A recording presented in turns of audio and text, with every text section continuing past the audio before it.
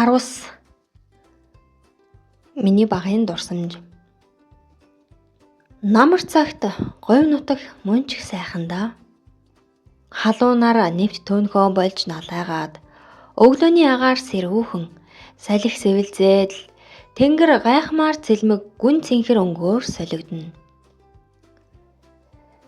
Тэр жилийн намар миний хувьд хизээч мартагдашгүй дурсамжийг сэтгэл минь хамгаалсан юм. Манай хашаанд гүний худагтай тул цахилгаанаар усаан дээш нь татаж гаргадаг байлаа. Тиймээс тэр зун хашаа дүүр ногоо тарив. Говьд арчилж чадвал ямар ч ногоо ургана гэж аав минь хэлсэн үг үнэн байсныг би тэр намар нүдэрээ харсан юм.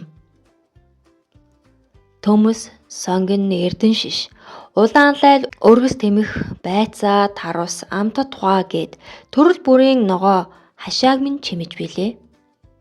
Харин хамгийн гол чимэг нь яахан аргагүй амтад тухаа тарусны талбай байсан юм. Намар болох төгхөөр нөгөө бүндгэр таруснууд навчныхаа доороос товэж бүндийг өөдөл. Үсгийн төдийд арааны шүлс асгарам сайхан харагдана. Манайхан болцыг нь үзье гэд тастаж идэхэд амтад тухаа бол надад нэг их таалагдаагүй. Гэтэл тарус яг л чихэр шиг амттай санагдаж билээ.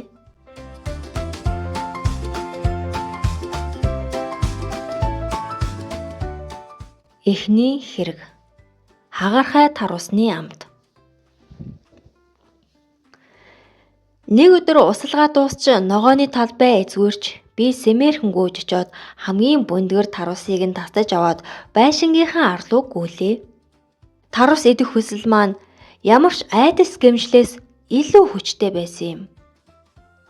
Гэвч байшингийн арын сүүдэрт очоод тарусаа барьж суухдаа би гинтхэн энийг яагаад тасчихв гэх харамсал сэтгэл минь орж ирэв.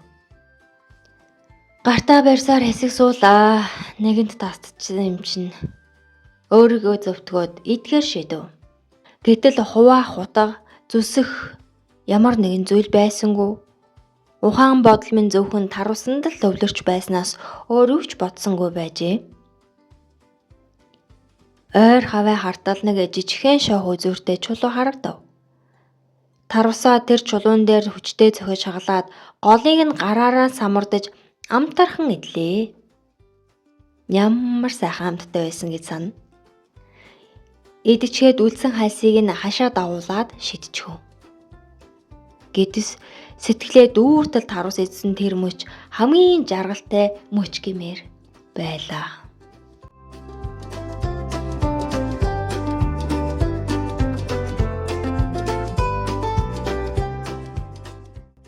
Хоёр дахь хэрэг.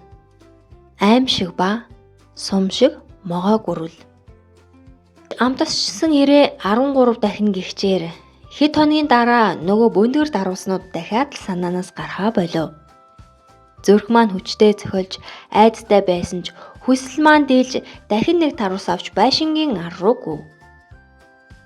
Тарусаа гартаа бариад яаж идэхэ бодон сүүдэр сууж байтал гэнэтхэн нүдний үзүүрт нэг зүйл жирс гэх шиг болов. Цочсондоо босохдоо гартаа барьж исэн тарусаа унаачв. Тарус газарт унаж палхийн хагархан тэр. Миний анхаарал харин газарт биш нөгөө жирс гэсэн зүйл рүү хандсан юм. Тэр бол могоо гүрвэл байлаа. Эвгүй гулжгансан хөдөлгөөнтэй, урт биетэй, маш хурдан хөдөлгөөнтэй тэр амтан яагаад ч юм ямар ч хөдөлгөөнгүй над руу ширтээд байх шиг.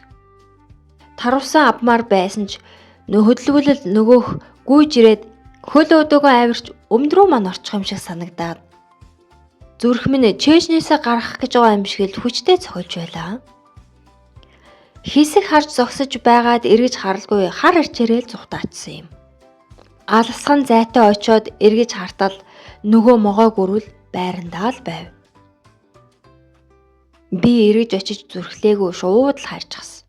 2 хоногийн дараа нөгөө газараа очиход унахтаа хагарсан тарус маань говийн халуун наранд юучгүй хатчихсан байлаа. Харин нөгөө могоо гүрвэл хайдсан бөө мэд. Тэрнээс хойш би ахиж тарус туугаагүй. Одоо бодоход болсон арайч болоогүй байсан юм шиг санагддаг. Гэхдээ л амт орчихсон байж дээ. Тэр намар ургац хураахад би өөртөө тарьсан ногоогоо хурааж идэх ямар сайхан байдгийг жинхнээсээ мэдэрсэн юм. Говийн намар, айдас дагуулсан могой гөрвөл, бас хүүхэд насны минь тэр бөндгөр таруснууд, эдгээр дурсамж, сэтгэлд минь хамгийн нандин байр суурийг эзлэн байна.